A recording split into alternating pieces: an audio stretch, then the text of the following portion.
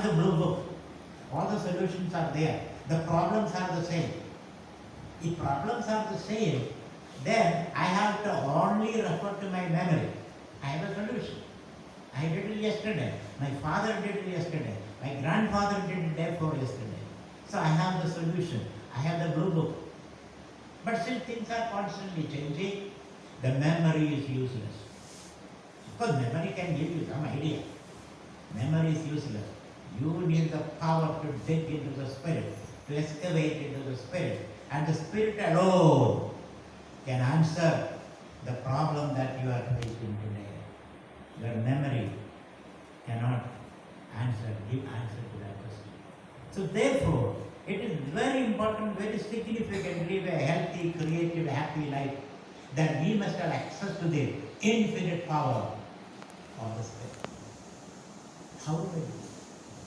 Two things we have to do. One, we must face the world. Don't run away from the world.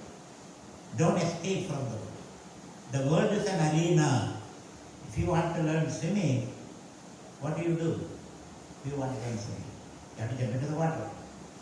Don't say, no, I don't know swimming, therefore, how can I jump into the water? So my question is that, unless you jump into the water, how do you learn swimming? If you want to learn cycling, you have to jump onto the cycle, isn't it? But I am falling down. Again you have to jump. Again I fall down. Again you have to jump onto the cycle. So just as that, to realize your spiritual nature, you have to be actively involved in the world. That is the philosophy of Bhagavad Gita. That is the Karma Yoga philosophy of Bhagavad Gita. You have to be actively involved in the world. But our idea of spirituality is what? I have become spiritual. Now I have nothing to do with it. I am retiring into the Himalayas. Or I am retiring into my puja. I spend all my time in the puja. You don't become spiritual right now. What are you doing in the puja room? Sleeping. Open the door. You can see that that person is sleeping or dozing off. The puja room doesn't give you the challenge. Or even if you move to the Himalayas, of course, it doesn't give you the challenge. You need the challenge. You need your neighbor who is constantly throwing things onto your courtyard. You need your enemies. You need your friends. You need other people. Because the mind manifests when in interaction. Think about it. When do you know you have a mind? When do you know you can be angry? When do you know you can be loving? I love. Whom are you loving? There should be some direction in it. I am angry. Again, whom are you angry? So mind manifests in interactive spaces. This mind has to be calm all the time. Very alert, very calm, very focused, and a mind which can understand the background in which it is operating. That mind, at this point, is always disturbed, distracted, disturbed. That mind has to be made quiet. And disturbance and distraction means you are reacting all the time. Are you not? Reacting all the time. And later you say, I am sorry. I regret. I never meant it. You know what I meant. No, I don't know what you meant. I don't know. So this mind which is constantly reacting is like a disturbed water. When the water is disturbed, you don't see the depth of the lake. Nor can the water reflect the beauty of the sky. Similarly, when the mind is disturbed, neither can you know your spiritual nature, nor can you understand the world. You always misunderstand the world. You misinterpret the world. And the reactions come from it. So it's very important as a spiritual person, you have to have a very calm, quiet mind. That's why Bhagavad Gita says, Asocyananda Shochastam. Don't worry. Problems are there, but don't worry. Problems are necessary for us. If problems are not there, we will be sleeping all the time. The problems are a necessary condition for us to understand our limitation and the nature of the mind, so that we can intervene efficiently into the mind. So from a reactive frame of mind, you have to transit into a responding state of mind. I must be able to respond. I must regain my agency in interacting with the world. At this point, I have lost my agency, my power. It seems the environment is controlling my responses to situations. Instead of that, can I regain my agency, my power, or my responses? That is the question we have to discuss. Dealing with our mind. Mind mediates between the self and the world. So how do we deal with it? Unless you deal with that mind, a reactive mind should become a responding mind. Because another misunderstanding is that I have become spiritual. I don't react with it. Even if somebody stamps on my toe, I just smile. I don't react. You don't have to do that. Because your toe is being crushed under the heavy boot of your neighbor, and you don't say anything. You just swallow it. You just swallow the spit. And you dig in your flesh. And because I am in Bhagavad Gita, I should not say anything. That is not a non-reaction. That is passive aggression. That is passive reaction. It seems that you are not reacting, but inside you are building that emotion. And when you go home and fight with your wife, or you kick your dog or a cat, or you take the vessel and throw it. Why? Because somebody stamps on your foot in the bus or the waiting room, and then you are taking it out on your wife. This is delayed reaction. Not only delayed reaction, and you react, overreact. And some poor person who comes in front of you becomes the victim of your passive aggression. Therefore, non-reaction is not the passive aggression. You must be able to respond to this situation. How do I respond? You can quietly ask the person, "Sir, you don't know, you are stamping on my toe with your heavy foot. Will you be kind enough to take your foot away from me?" That is the response. And he will oblige, because he did it unknowingly. Instead of that, you punch on his nose, let us say. And he happens to be the local police inspector. It will lead to a lot of complications. So we should understand the difference between non-reaction and appropriate response. A measured, nuanced, appropriate response. Where your words are measured, your body language is controlled, and your responses are appropriate. This is called controlling the mind or disciplining the mind. These days they call it emotional intelligence. And emotional intelligence is the ability to invoke the appropriate responses to the challenging, unknown, and unpredictable situation. Once we do that, when the mind is quiet, you have access to the Spirit. And the Spirit will answer all your problems. Because the memory cannot. Situations are changing. So one has to dig into these things. So how do we do all these things? How do I calm the mind? How do I dig into the Spirit? First of all, you have to have a faith in that proposition. The Bhagavad Gita says, basically, you are the Dehi, not the Deha. Deha means the body, the mind, the ego complex.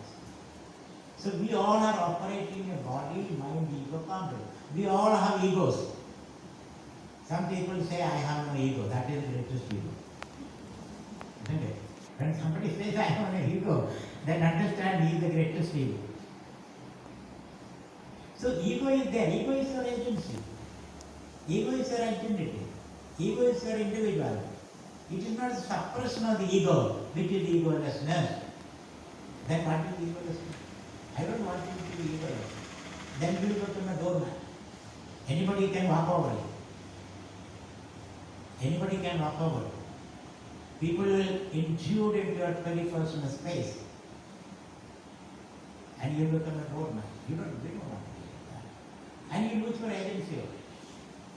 Always you look to somebody else to advise you. Father, what should I do? Mother, what should I do? Guruji, what should I do? So you are always depending upon someone in the name of egoism. So what is egoism? My definition of egoism is respecting others' egos. I have an ego. And I appreciate you also have an ego.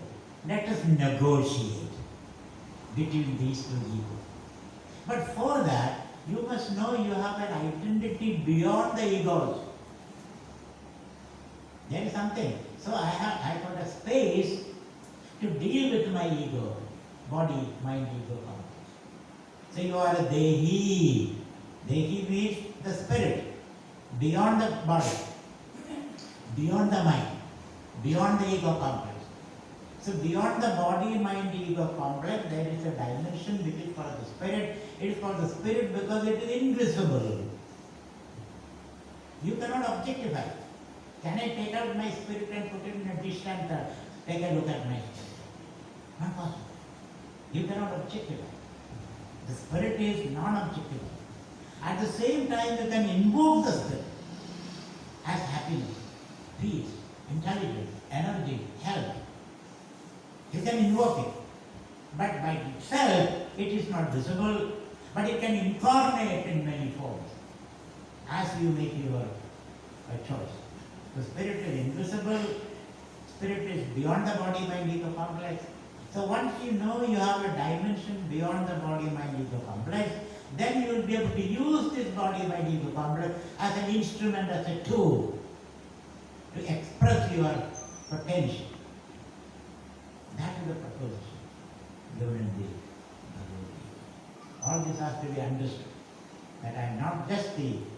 So you don't have to give up your ego, but use your ego as a tool. Respect others' egos. So that a family of egos, we can sit together, negotiate, discuss, tell me what you want, so that you will listen to me, my statement, or what I want. Then we can create a win-win situation. These are we call win-win situation. You need something, I need something. Together we can accomplish things. Alone we will not be able to accomplish anything. So it becomes a lot of negotiation. We find Krishna and Arjuna talking to each other. It's not that Krishna says, this is my idea, leave it, take it or leave it. Or to hell you shall go. At the end of it, Krishna says, this is my idea, this is how I look at it, this is the lesson that I have learned from my life.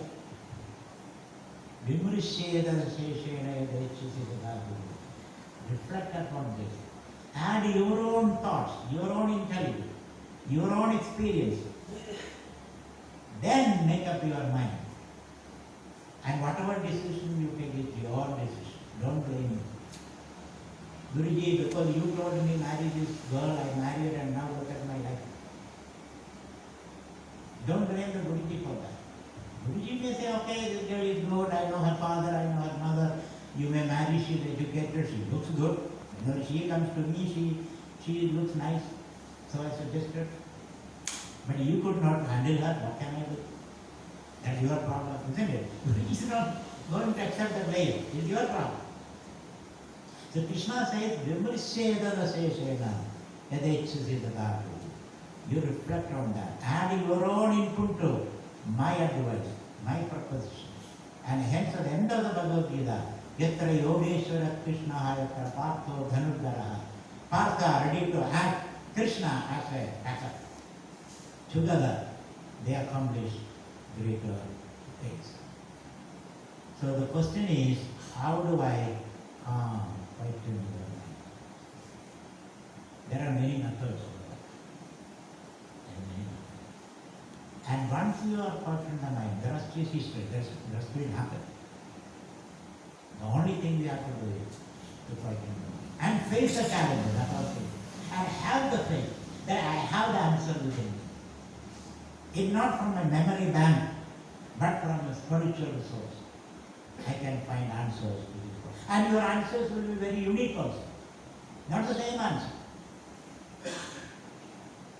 A study, a Siddha Prajna, his answers will be different because challenges are different. He doesn't repeat. A wise man never repeats himself. At the end of the war, Arjuna, sitting with the Krishna in the drawing room of the palace, let us say, Arjuna tells Krishna, can you repeat that Bhagavad Gita? At that time I didn't listen to you properly because I was under stress and out of demands on my time and energy. So I didn't listen to you. I missed a lot of points. Can you repeat it once again? Krishna said, I never repeat. Now I may be saying something different. So wise person is one who is not consistent because problems are not the same. The answers will be different. If you offer the same solution, then you are out of place. You are outdated. You are obsolete. Always new solutions have to be brought up. How do I do this? I hope I place the problem in front of you. I place the context in front of you. This is the context in which you are discussing that if you can keep your mind calm, which is within your control, that also people say is not within my control. I try to control my mind, the more I try, that mind goes out of control. How do you do that? That's your problem. And first purpose is eat less. Your problem is you are eating a lot. And that disturbs the mind. Therefore, yuktahara viharasya. First step is control what you eat. Yuktahara viharasya. Yukta cheshtasya karanasya. When you reduce your eating, of course you need some calories, 2,000 calories or 1,500 calories, but all proper food, that is there. I am not saying that you must fast. But there is something wrong with you. The way you are eating, how much you are eating, when are you eating, with what kind of mindset you are eating. So in India, in the Hindu tradition, we give a lot of importance to food. Annam brahma iti brahma. So some of the Westerners who came here, they said these Indians are obsessed with the food. We are obsessed with the food because we know food is medicine, food is nourishment, food determines our character, our behavior. Food is very, very important. How much we eat, when we eat, with what mindset we eat. So, start from there and learn to sit quiet. You will have the yoga tomorrow morning. Learn to sit quiet for 15 minutes, 20 minutes. If you can do that, mind can come under control. The mind is a very subtle instrument. You cannot hold the mind like this. You can only feel your. So the mind, which is influenced the body, your breathing, your food, etc. So these are the gross things. From there we can control the mind. So there are 4 ways. I will be discussing 4 or 5 ways of controlling the mind, accessing to the spirit, so that you can interact with the world in a very constructive and creative way. The first method is, that's why one God, many fathers. So what is that one God we are talking about? That one God we are talking about is a happy individual. Oh, that's too simple, isn't it? I thought God is somewhere there, so mystic, so difficult to understand. The ultimate Hindu concept of one God is a happy individual. And happy individuals look the same. There is no difference between your happiness and my happiness. When you are happy, I am happy. We all are moving the same sea of bliss. We all look the same. Same in the sense, not that physically the same, but experientially the same. Your happiness, my happiness, her happiness, and my enemy's happiness, all these happiness are the same. One God, many parts. So how do I reach this state? There are I am going to discuss 5 methods. That's what I talk. One is the Karma Yoga method. Other is the Bhakti Yoga method. The third is the Raja Yoga method. Fourth is the Jnana Yoga method. Fifth is the Samanvaya Yoga method. Integral. Samanvaya Yoga is something propounded by Ramakrishna Paramahansa. Then there is a direct method by Ramana Maharshi. A direct method. Directly you can. So these methods we shall be discussing. So today, let us take a look into the Karma Yoga method. Karma. Karma means action. Karma, the word karma has many meanings. Exertion, effort, labor, work. Or my karma, the past, whatever you have done in the past. Influencing your responses today. Influence the quality of your life today. The many meanings are. The one